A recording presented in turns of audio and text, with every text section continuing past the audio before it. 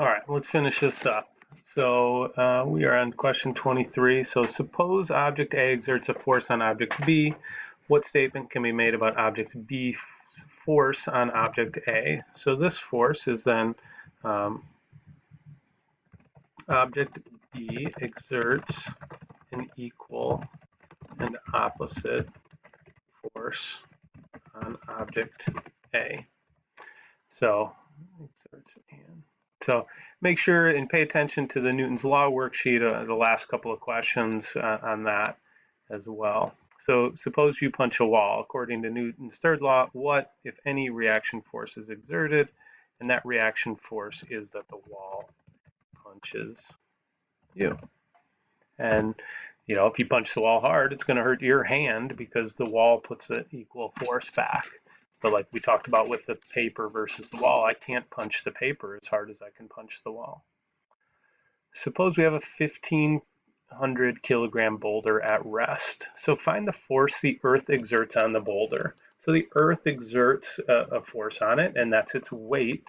So the weight of that boulder, is just going to be, so the force of gravity, which we would write as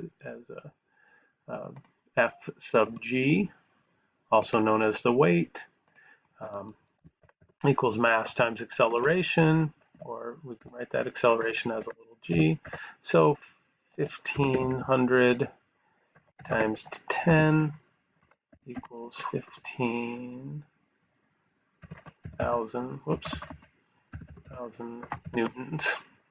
And so if the Earth pulls on the boulder with 15,000 newtons, that means that the boulder pulls on the Earth with 15,000 newtons.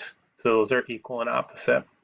Would your answers be different if the boulder was in free fall? So no, it would be the same thing. There's the force of gravity pulling down, and then the boulder pulls the Earth back up. Would the boulder and Earth have the same or different accelerations? Explain this. So they're in free fall. So would they have the same or different ones? So they have different accelerations. Whoops. Because they have different masses. And the one that accelerates more is the boulder, and you know it accelerates at 10 meters per second squared, versus the Earth doesn't accelerate up much at all because it is so massive. So now we use a golf club to hit a golf ball. Which object experiences the greater force? So these would be the same force, and they have to be because that's what Newton's third law is. The greater acceleration, so that is the golf ball, because it has less mass. There's a lot of other things involved with that too, like I'm holding the club when I swing it versus no one is holding the ball. But overall, the acceleration, you and the golf club would be part of a system. So the mass of you and the golf club have a far less acceleration than the golf ball itself. But if you want to keep it really simple, which is what I want you to do right now, it's just because the golf ball has less mass. So here we're stuck on this frictionless ice pond, and I love this question because it's a simple answer, but it's confusing to a lot of people. So the easiest way to get to shore, I've got a heavy jacket and a backpack, and all I need to do is really just throw one of them the opposite way I want to move. So I might, if it were me, it's cold obviously because I'm on an ice pond, I might keep my jacket, throw my backpack.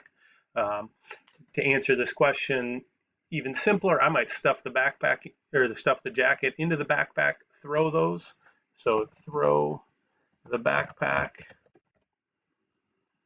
one way, and I would accelerate the opposite way. So, right, because I put a force on the backpack means the backpack puts a force on me.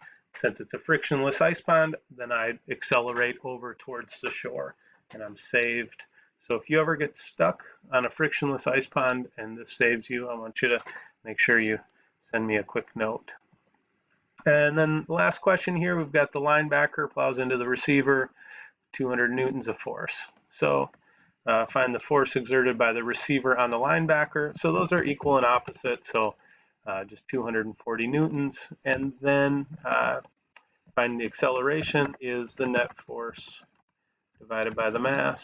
Oops, I got to change that to a little a. And so that's 240 newtons divided by the mass of the receiver is 80 kilograms. And so that's going to give me an acceleration of 3 meters per second per second. All right.